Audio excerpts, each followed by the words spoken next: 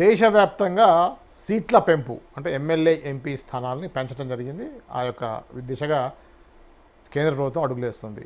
దీంట్లో దక్షిణాది రాష్ట్రాలకి కొంత అన్యాయం జరుగుతుంది. చట్టసభల్లో వాళ్ళ యొక్క ప్రాతినిధ్యం తగ్గుతుంది. నార్త్ ఇండియన్స్ యొక్క ఎక్కువ పెరగడం వల్ల వాళ్ళకి సంబంధించిన బిల్స్ మాత్రమే పాస్ అయ్యే అవకాశాలు ఉంటాయి.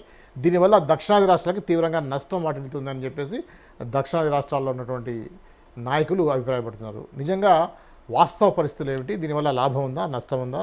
సీట్లు పెరిగితే ఎవరికి లాభం అనేది సామాన్యుడి యొక్క ప్రశ్న. దీనికి సంబంధించి వివరణగా డిస్కస్ చేయడానికి మన స్టూడియోకి వచ్చారు రామదుర్గం మధుసూదన్ గారు. వారితో మాట్లాడి ఈ యొక్క విషయాల గురించి పూర్తిగా తెలుసుకునే ప్రయత్నం చేద్దాం. నమస్తే అండి. సార్, ఇది కామన్ మ్యాన్ ఎవరైనా సరే ఈ సీట్లతో నాకేంట్రా బాబు ఇది అనేటువంటి ఆలోచన ఉంటుంది. కాకపోతే ఈ మధ్య కొద్దిగా ఈ రాజకీయ నాయకులు చెప్పేటువంటి విషయాలను బట్టి అయితే నిజమే కదా, ఎక్కువ మంది ఎంపీలు నార్త్ ఇండియన్స్ ఉండటం వల్ల సౌత్ ఇండియాకి నష్టం కలుగుతుంది అని చెప్పేసి భావిస్తున్నారు. ముఖ్యంగా మనం తమిళనాడు నుంచి బాగా వ్యతిరేకత అయితే వస్తుంది ఫస్ట్ నుంచి కూడా. సో నిజంగా వాస్తవంగా అటువంటి పరిస్థితి ఉంటుందంటారా? దీంట్లో కేంద్ర ప్రభుత్వం ప్రధాన ఉద్దేశం ఏమై ఉండొచ్చు అంటారు? ఒకటి సార్, ఇప్పుడు దేశం విస్తరిస్తున్న కొద్దీ, జనాభా పెరుగుతున్న కొద్దీ 2011 జనాభాను ప్రాతిపదికగా తీసుకుంటామో ఏమో అంటున్నారు వాళ్ళు. సో ఈ జనగణన కార్యక్రమం పూర్తయిన తర్వాత ఎప్పటిదో జనగణన ప్రాతిపదిక ప్రకారం ఈ సీట్లన్నీ ఇచ్చేశారు. అయితే ఇప్పుడు ఏమైపోయిందంటే జనాభా పెరుగుతున్న కొద్దీ సీట్ల నిష్పత్తి అంటే ప్రజాప్రతినిధుల నిష్పత్తి కూడా పెరగాలి. అంతే కదండి. ఇప్పుడు మాకు పోలీస్ స్టేషన్లు పెరిగిపోతున్నాయి. ఇంతకుముందు ఊరికి ఒక పోలీస్ స్టేషన్ ఉంది, ఇప్పుడు 1 టౌన్ 2 టౌన్ 3 టౌన్ దాకా వెళ్తున్నాయి. హైదరాబాద్ చూసుకుంటే కనుక మీకు ప్రతి ఒక్క చోట కూడా మీకు పోలీస్ స్టేషన్లు. విస్తరణ అనేటువంటిది అన్ని రంగాల్లో జరిగినట్టే రాజకీయాల్లో కూడా విస్తరణ జరిగేటువంటి క్రమంలోన ఈ నిర్ణయం కేంద్రం తీసుకోవడానికి ప్రయత్నిస్తుండడం అనేటువంటిది పైకి చూస్తే పెద్దగా మనకు అనిపించదు, తప్పేముంది అందులోన అనిపిస్తుంది. కానీ అంతర్గతంగా చూస్తే ముఖ్యంగా దక్షిణాది రాజకీయ నాయకులకు మనసులోన ఇప్పుడు గుండెల్లో రైళ్లు పరిగెడుతున్నాయి. ఎందుకు అంటే అసలే ఉత్తరాదికి దక్షిణాదికి మొదటి నుంచి కూడా వైరం ఉంటుంది. మీరు చాలా జాగ్రత్తగా గమనించండి. దక్షిణాది వాళ్ళపైన వాళ్ళకు ఎప్పుడు చిన్న చూపే, వాళ్ళు ఎప్పటికీ చిన్న చూపే. సరే, సినిమాలు వచ్చిండొచ్చు, దక్షిణాది అమ్మాయిలు ఉత్తరాది అబ్బాయిలతోనో లవ్ అఫేర్ అనిపించేటువంటి చెన్నై ఎక్స్ప్రెస్ లాంటి సినిమాలు చాలా వచ్చిండొచ్చు. కానీ ఇప్పటికీ కూడా ఉత్తరాది రాష్ట్రాల వాళ్ళకి ఏంటంటే మేము కాస్త సుపీరియర్, మీకు కంపేర్ చేసుకుంటే మేము చాలా సుపీరియర్ అనేటువంటి భావన వాళ్ళలో ఉండడం అనేటువంటిదే ఈ ఆలోచనకు ప్రధాన బీజం అని చెప్పాలి. ఇక్కడ ఏంటంటే దక్షిణాది రాష్ట్రాలకు ఆ భావన రావడానికి, సరే ఇప్పుడు ఒకటండి, మీకు నా పైన ఒక అభిప్రాయం కలగాలంటే నా ద్వారా మీకు ఏదో ఒక సంకేతం అంది ఉండాలి కదా. ఉన్న పలాను ఊరికే రాత్రి ఎవరిపైన ఎవరికి అభిప్రాయాలు పుట్టవు కదా. అలాగే ఇప్పుడు దక్షిణాది ప్రాంతం పైన, దక్షిణాది ప్రాంత ప్రజలకు ఉత్తర ప్రాంత ప్రజలపైన, లేకుంటే ఉత్తర ప్రాంత రాజకీయ నాయకుల పైన, ఆ సర్కారు పైన, కేంద్ర ప్రభుత్వం పైన, ముఖ్యంగా కేంద్ర ప్రభుత్వం పైన ఎందుకు ఇంత అనుమానాలు అంటే కనుక అవి అనుభవించినటువంటి దాఖలాలు. అంతెందుకు సార్, ఇప్పటికీ మీరు చూడండి, ఆంధ్రప్రదేశ్ తెలంగాణ 2 రాష్ట్రాలుగా విడిపోయింది. ఉమ్మడి ఆంధ్రప్రదేశ్ కాస్త 2 రాష్ట్రాలుగా విడిపోయింది. నవ్యాంధ్రప్రదేశ్, తెలంగాణ విడిపోయిన తర్వాత విభజన చట్ట హామీలు నెరవేర్చడానికి 10 ఏళ్ళు అవుతున్నా కూడా ఇంకా పూర్తి కానీ. ఆ రోజు ఏమన్నారు, మీకెందుకు, మీరు విడిపోండి, మిగిలిన కథ చూసుకుంటాం. ఇదే కాంగ్రెస్ వాళ్ళే అన్నారు, మేము చూసుకుంటాం, మీరు చూడండి, మీ ఇంటికి పోయే లోపల మీకు అన్నీ మేము చేసేస్తామన్నారు. తట్టబేడ సర్దుకొని వెళ్ళిపోయారు. ఎప్పుడైతే తట్టబేడ సర్దుకొని వెళ్ళిపోయారో అప్పటి నుంచి ఇప్పటిదాకా మా హామీలో అప్పుడు ఏమన్నారు, మీకు ప్రత్యేక హోదా ఇస్తాంలేని ఓవరాల్గా చెప్పారు. విభజన చట్టం కింద దాన్ని చేర్చలేదు. ఇప్పుడు ఏమంటున్నారు, మేము చట్టం కింద చేర్చలేదు కదా, కాబట్టి ప్రత్యేక హోదా అనేది తీసేసాము. ఆ తర్వాత ప్రత్యేక ప్యాకేజీ అన్నారు. ఇప్పుడు ప్యాకేజీ పోయా, హోదా పోయా.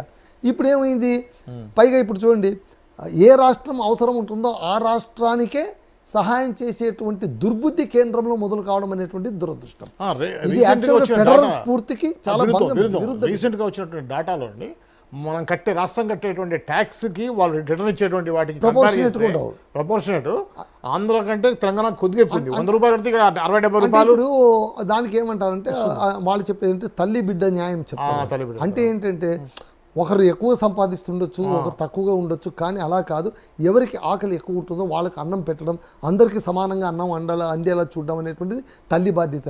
కానీ తల్లి రోలు తల్లిలా ప్లే చేయాలి. అక్కడ ఎప్పుడైతే తల్లి రోల్లోనే రాజకీయాలు మొదలవుతాయో అదే ఫెడరల్ స్ఫూర్తికి భంగం అనేటువంటి మొత్తుకుంటున్నది. అది తెలంగాణలోని కేసీఆర్ కూడా అన్నారు, ఇదేంటి ఫెడరల్ స్ఫూర్తి అనేది, నిధులు ఇవ్వరు. తమ ప్రభుత్వం ఉందంటే, తమ రాజకీయ నాయకులు ఉన్నారంటే, తమ ప్రాతినిధ్యం ఉందంటే, తమ ఎమ్మెల్యేలు ఎంపీలు ఉన్నారంటేనే డబ్బులు ఇస్తారు, లేదంటే డబ్బులు ఇవ్వరు. ఇప్పుడు తెలంగాణ రాష్ట్రానికి ఇన్ని బడ్జెట్లు వచ్చాయి కాంగ్రెస్ సర్కార్ వచ్చినప్పటి నుంచి, కానీ అంతకుముందు కేసీఆర్ బీఆర్ఎస్ సర్కార్ ఉన్నప్పుడు కానీ ఎంత మాత్రం ఇచ్చారు చెప్పండి. ఈ 10 ఏళ్ల బడ్జెట్ చూసుకుంటే ఏపీకి ఇచ్చింది ఎంత, తెలంగాణకి ఇచ్చింది ఎంత. ఏపీకి కూడా ఏంటి, ఇప్పుడు మిత్రపక్షం కూటమిగా ఉన్నప్పుడు ఇచ్చింది ఎంత, ఒంటరిగా ఉన్నప్పుడు. అదే జగన్మోహన్ రెడ్డి గారు ఉన్నప్పుడు ఏమి ఇచ్చారు, ఈ సంక్షేమ పథకాలకు వాటి వీటికి మీరు ఎంతైనా అప్పు చేసుకోండి అని అప్పు ఇచ్చారు, అంతే కానీ ఏమీ ఇవ్వలేదు, ఫండ్ ఏమీ ఇవ్వలేదు. అప్పుడు జగన్మోహన్ రెడ్డి గారు ఒక మాట అన్నారు, ఓకే నేను 22 ఎమ్మెల్యేలు 23 ఎమ్మెల్యేలు నేను ఎంపీలను నేను సంపాదించి ఉండొచ్చు, కానీ ఎప్పుడైతే కేంద్రంలో ఉన్న సఫిషియంట్ కెపాసిటీ మెజారిటీ ఉన్నప్పుడు నాకు 25కి 25 ఎంపీలు ఉన్నా కూడా వేస్ట్ కదా. ఇప్పుడు ఇప్పుడు అంటే ఒక మెజారిటీ ఉన్నప్పుడు నువ్వు ఎంపీలు ఎంతమంది ఉన్నా కూడా లెక్క చేయలేని పరిస్థితి ఉంది. ఇప్పుడు వాళ్ళు తెలుగుదేశం పార్టీకి అంత ఎంపీలు లేరు, లేకున్నా కూడా ఎందుకు అంటే అక్కడ రిక్వైర్మెంట్ ఉంది. సో ఇదే వాళ్ళకు భయంగా ఉంది అనమాట. అందుకే మన తెలంగాణ ముఖ్యమంత్రి రేవంత్ రెడ్డి గారు ఒకానొక మీడియా సమావేశంలోన సమ్మిట్లోన ఆయన ఏమన్నారంటే, దక్షిణాది రాష్ట్రాలపైన ఉక్కుపాదం మోపడానికే ఈ సీట్ల పెంపకం అనేటువంటి దుర్మార్గమైన కార్యక్రమాలు జరుగుతున్నాయని అన్నారు. ఆయన ఏమంటారంటే 50% మీరు పెంచుతామంటున్నారు. ఏ ప్రాతిపదికపైన పెంచుతారు?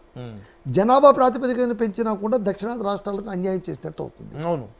అంటే ఇంకొకటి వస్తుంది గారు, ఇది ఎంతవరకు వాస్తవం అనేది మీరే చెప్పాలి. జనాభా నియంత్రణ అనేది గత 40 సంవత్సరాలుగా చూస్తూ ఉన్నాం. కంట్రోల్ కావాలి, పాపులేషన్ కంట్రోల్ కావాలని. ఈ పాపులేషన్ కంట్రోల్ చేసేటువంటి రాష్ట్రాల్లో దక్షిణ రాష్ట్రాలు స్ట్రిక్ట్గా ఫాలో అయ్యి జనాభాను తగ్గించడం జరిగింది. కానీ నార్త్ ఇండియన్ చేయకపోవడం వల్ల అక్కడ జనాభా పెరిగింది. మీరు గమనించండి, మొన్న చంద్రబాబు నాయుడు గారు తన ముఖ్యమంత్రి అయిన తొలినాళ్లలోన ఆయన అన్నారు, ఆయన ఏమన్నారు, ఆంధ్రప్రదేశ్ జనాభా పడిపోతుంది మీరు చాలా, ఆయన విత్ స్టాటిస్టికల్ డేటా చెప్పారు. ఆయన ఏమన్నారు, ఇంతకు ముందు 2 పిల్లల కంటే ఎక్కువ కనొద్దండి అని చెప్పింది నేనే ముఖ్యమంత్రిగా, మూడో బిడ్డను కనండి అని. ఆ పరిస్థితి ఎందుకు వచ్చింది? ఈవెన్ చైనాలో కూడా మీరు ప్రపంచం మొత్తంగా చూస్తుంటే కూడా బర్త్ రేట్ రేషియో తగ్గిపోతుంది. It is not so predominant, తగ్గిపోతుంది. సో అది కూడా ఒక ఫ్యాక్టర్. సో ఆ లెక్కలో మీరు జనాభా లెక్క తీసుకొని ఇక్కడేమో కేంద్ర ప్రభుత్వం ఇచ్చిన పిలుపును, అప్పుడు ఇందిరాగాంధీ ఇచ్చిన పిలుపుని తీసుకుని రాజీవ్ గాంధీ అసలు బ్రహ్మచారులకు కూడా ఆపరేషన్లు చేసే సంజయ్ గాంధీ చేస్తారని అప్పట్లో పెద్ద దుమారమే లేచింది కదా. సో అలాంటిది ఇప్పుడు మళ్ళీ దక్షిణ రాష్ట్రాలు ఎంత ఘోరంగా దెబ్బతింటున్నాయి. పైగా ఇప్పుడు తెలంగాణ రేవంత్ రెడ్డి గారు అదే క్వశ్చన్ చేస్తున్నారు, మీరు ఈ సీట్లు పెంచుతున్నారు, ఏ ప్రాతిపదికపైన పెంచుతున్నారు? పైగా డీలిమిటేషన్ వల్ల మీకే లాభం కానీ మాకేమైనా లాభం ఉందా అని అంటున్నారు. అంతెందుకండి, నిన్న తమిళనాడు రాష్ట్రంలో ఎన్నికలు జరుగుతున్నాయి కదా, అక్కడ కూడా కమల్ హాసన్ ఇక నేను పోటీ చేయను అన్నారు. ఈ సందర్భంలోన డిఎంకేకి నా సపోర్ట్ ఉంటుంది, ఎందుకంటే డిఎంకే తరఫున అతను రాజ్యసభకి వెళ్ళారు. ఆయన ఏమన్నారంటే, నేను కూటమిగా కలిసి అలయన్స్ ద్వారా కొన్ని సీట్లు తీసుకోవచ్చు, నేను డిమాండ్ చేయొచ్చు, కానీ ఇప్పుడున్న పరిస్థితుల్లో నా సోదరునితో నేను డిమాండ్ చేయదలుచుకోలేదు, నేను వాళ్ళకి సపోర్ట్ ఇస్తాను నైతికంగా అని ఆయన వాళ్ళతో కలిసిపోయాడు. కానీ ఏమాత్రం డిమాండ్ చేయను, నేను ఎన్నికల్లో పోటీ చేయదు మా పార్టీ, ఇది నా డ్యూటీ అని చెప్పారు. ఇది నా గొప్పతనం కాదు, ఇది నా డ్యూటీ. ఎందుకు అంటే బీజేపీని రాష్ట్రం నుంచి దూరం చేయాలని, మతతత్వం వాళ్ళు ఇక్కడ రాకుండా ఉండాలని చూడడానికి నేను వ్యూహం పన్నుతున్నామని. అయితే ఒకటి, కమల్ హాసన్ ఎన్నికలకు దూరంగా ఉండడానికి కారణం నిజంగా తన ప్రభావం ఏముందో ఓట్లు చీలకుండా ఉండడానికి చూద్దామా? అసలు ఆయన వల్ల ఎన్ని ఓట్లు చీలుతాయి, ఆయన ఎన్ని ఓట్లు చీల్చగలడు, ఆ పార్టీకి ఉన్నటువంటి ఎగ్జిస్టెన్స్ ఎంత అనేటువంటిది డిఫరెంట్. కానీ ఆయన చెప్పిన మాటలు థింకబుల్గా ఉంది, అంతే కదా, ఇంపాక్ట్ చూపిస్తాయి. అలాగే ఇక్కడ చూడండి, ఇక్కడ కొన్ని రేవంత్ రెడ్డి గారు తన స్పీచ్లో చెప్పింది ఏంటంటే, ఇప్పుడు ఫర్ ఎగ్జాంపుల్ ఉదాహరణలు చెప్పాను, పుదుచ్చేరికి 40 సీట్లు ఉన్నాయండి, అది పెరిగింది అనుకోండి 60 సీట్లు అవుతుంది. అలాగే ఉత్తరప్రదేశ్కు ఇప్పుడు ఆల్రెడీ 80 ఉన్నాయి, అది 120 దాకా పెరుగుతాయి. 50%, ఇది కూడా 50%, 120 దాకా పెరుగుతాయి. అలాగే ఇవి పెరిగితే మధ్యప్రదేశ్, ఉత్తరప్రదేశ్, రాజస్థాన్, బీహార్, ఈ 4 రాష్ట్రాల్లోన గెలిస్తే చాలు, దేశంలో మిగిలిన ఏ రాష్ట్రాలతోనూ పని లేదు అనేటువంటి పరిస్థితి ఉంది. అది ఎవరికి నష్టం? ఇప్పుడే ఫెడరల్ స్ఫూర్తి లేదు అని మనం కొట్టుకు చేస్తున్నాం. ఇక దక్షిణాది రాష్ట్రాలను పట్టించుకునే పరిస్థితి ఉంటుందా? అందుకే ఇక్కడ ఏం చెప్తున్నానంటే ఉత్తరాది 4 రాష్ట్రాల సీట్లతోనే సర్కారు వచ్చేలా ప్లాన్ చేసేందుకే ఈ వ్యూహం పన్నారు అనేది. ఇప్పుడు చూడండి, దేశవ్యాప్తంగా 543 సీట్లు ఉన్నాయి ఇప్పుడు పార్లమెంట్ ఎంపీ సీట్లు. ఇది కాస్త ఇప్పుడు 816కు పోతుంది. 543 కాస్త 816కు. పార్లమెంటరీ సమావేశంలోనే బిల్లు ప్రవేశపెడుతున్నట్టు ఎన్డీఏ సర్కార్ చెప్పింది. ఈ పార్లమెంటరీ సమావేశంలోనే బిల్లు పెట్టాలి, 2029 ఎలక్షన్స్లోనే ఏమో వెళ్ళిపోవాలి అని. సో చాలా ప్లాన్డ్గా ఉన్నారు వాళ్ళు. ఇక్కడ ఏంటంటే బిల్లు ఆమోదం పొందిన వెంటనే డీలిమిటేషన్ కమిషన్ కూడా ఏర్పాటు చేస్తామని చెప్పారు.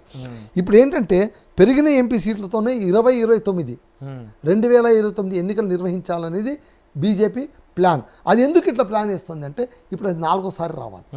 4వసారి రావాలంటే ఏదో ఒక మ్యాజిక్ చేయాలి. ప్రభుత్వ వ్యతిరేకత ఉంటుంది. ఈ ప్రభుత్వ వ్యతిరేకతను తప్పించుకోవాలి. దేశవ్యాప్తంగా వస్తున్న వ్యతిరేకతను తప్పించుకొని కొన్ని ప్యాకెట్స్లను కాన్సన్ట్రేట్ చేసేసి వాటిని క్యాప్చర్ చేసుకుంటే చాలు, మళ్ళీ అధికారానికి పోవచ్చు అనేటువంటి ఒక రాజకీయ వ్యూహం ఇక్కడ మనకు కనిపిస్తుంది. ఇది ప్రమాదకరం అని అంటున్నా. సో అభివృద్ధి సక్రమంగా ఉండట్లేదు, మేము చెల్లిస్తున్నటువంటి పన్నులకు సరిపడేటువంటి నిధులు మనకు రావట్లేదు, అభివృద్ధి సమాన స్థాయిలో జరగట్లేదు, అన్నిటికీ మించి ఫెడరల్ స్ఫూర్తి అనేటువంటిది మన్ను కలిసిపోయింది, మట్టిలో కలిసిపోయింది. వీటన్నిటి వల్ల దక్షిణాది రాష్ట్రాలను ఏకం కావాల్సిన పరిస్థితి ఉంది అని. అందుకని ఇంకొక ఎగ్జాంపుల్ కూడా చెప్పారు ఆయన, ఎవరు, మన రేవంత్ రెడ్డి గారు. ఇప్పుడు వెంకయ్య నాయుడు గారు ఉన్నారు, ఆయన ఉపరాష్ట్రపతిగా అంత దూరం ఎక్కారు. అంత కాలం ఆయన ఆ పార్టీలోన నమ్మకమైనటువంటి పార్టీ జెండాను మోసిన కార్యకర్తగా విశిష్ట సేవలు అందించారు. ఆయన ఏ పార్టీకి మారలేదు, అడుగు పెట్టినప్పటి నుంచి చివరి దాకా అక్కడే ఉన్నారు. మళ్ళీ ఆయనకు రాష్ట్రపతి ఇవ్వడానికి కారణం ఏంటి? ఎందుకు ఇవ్వలేకపోయారు? ఆయనకి ఎందుకు ఇవ్వలేకపోయారు అంటే కనుక కేవలం దక్షిణాది వల్లనే.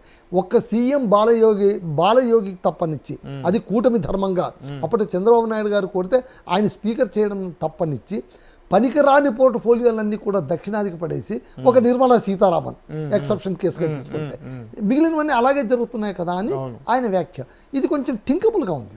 ఇదేమి అంత కొట్టి పడేసేటువంటి అంశం కాదు. సీఎం ముఖ్యమంత్రి రేవంత్ రెడ్డి గారు చెప్పినటువంటి మాటలను ఆయన ఫీల్ అయిన దాంట్లోనూ సరే, ఆయన కాంగ్రెస్ వాయిస్ వినిపించారు అని అంటే కూడా కాంగ్రెస్ ప్రభుత్వం కూడా ఆ రోజు 2 తెలుగు రాష్ట్రాలకు ఘోరమైన అన్యాయం చేసింది కదా.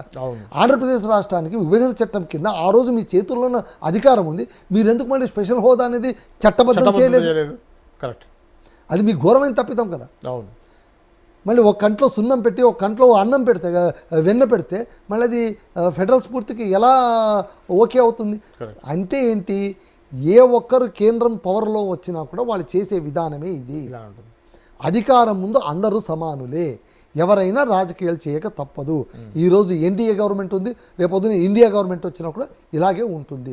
అందుకోసమే దీన్ని కాస్త ఆలోచించాలి. సీట్ల పెంపు ఎలా ఉంటుంది, నియోజకవర్గాల పునర్విభజన ఎలా ఉంటుంది, 50% అనేది ఏ ప్రాతిపదికపైన చేస్తున్నారు, ఉత్తరాది రాష్ట్రాల్లోని ఎన్ని సీట్లు పెరగబోతున్నాయి, దానివల్ల మనకి ఏమైనా థ్రెట్ ఉందా, వీటన్నిటి గురించి కూడా మన ఎంపీలందరూ కూడా, దక్షిణాది ఎంపీలందరూ కూడా కలిసికట్టుగా వెళ్ళి అక్కడ తమ గొంతు వినిపించాల్సి ఉంటుంది. కనీసం మాట వరుసకైనా పార్లమెంటరీ సెషన్లో తమ వాయిస్ వినిపించవచ్చు కదండి. అలా వినిపిస్తారో లేదో. ఎందుకంటే ఇప్పుడు ప్రతి ఒక్కరు కూడా మోడీకి జీ హుజూర్, ఎందుకంటే అక్కడ కేంద్ర ప్రభుత్వం ఏమంటే అది. ఇప్పుడైనా కాస్త పర్వాలేదు, కూటమిలోనూ కొంచెం మాట్లాడగలిగే వాయిస్ తెలుగుదేశానికి ఉంది, కూటమి ఏపీ ప్రభుత్వానికి ఉంది. అంతకుముందైతే బేషరత్తుగా ఎవ్వరు అడిగినా అడుక్కున్నా కూడా కేంద్రం పెట్టే ప్రతి బిల్లుకు కూడా నేను మద్దతు పలుకుతున్నా,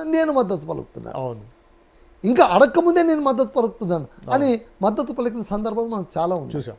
అందుకోసమే ఈ వాదన వచ్చింది. చూద్దాం మళ్ళీ ఏమవుతుందో చూడాలి. Okay, thank you. ఇది అండి ఏదైతే కేంద్ర ప్రభుత్వం కొత్తగా తీసుకురాబోయేటువంటి బిల్ ఏదైతుందో ఎంపీ సీట్లు ఎమ్మెల్యే సీట్లు పెరిగేటువంటి కార్యక్రమం ఏదైతే దానికి సంబంధించినటువంటి సమగ్ర విశ్లేషణ. మరో అంశంతో మళ్ళీ కలుద్దాం. చూస్తూనే ఉండండి పొలిటెంట్ మీడియా.